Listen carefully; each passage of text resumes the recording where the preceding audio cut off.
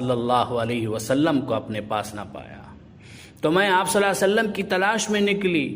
آپ جنت البقیع میں تشریف فرما تھے۔ آپ صلی اللہ علیہ وسلم نے مجھے دیکھ کر فرمایا، یا عائشہ، کیا تمہیں ڈر تھا کہ اللہ اور اس کا رسول تم پر ظلم کریں گے؟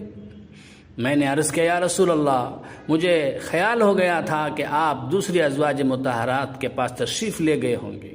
تو آپ صلی اللہ علیہ وسلم نے فرمایا، بے شک اللہ تعالیٰ 15ویں شعبان کی رات کو نیچے کے آسمان پر نزول فرماتا ہے اور قبیلہ کلب کی بکریوں کی بالوں کی تعداد کے بقدر لوگوں کی مغفرت فرماتا ہے، اور اس رات میں بے شمار لوگوں کی مغفرت کی جاتی ہے، مگر مشرک، عداوت کرنے والے، رشتہ توڑنے والے، تکبرانہ طور پر ٹخنوں سے نیچے کپڑا پہننے والے،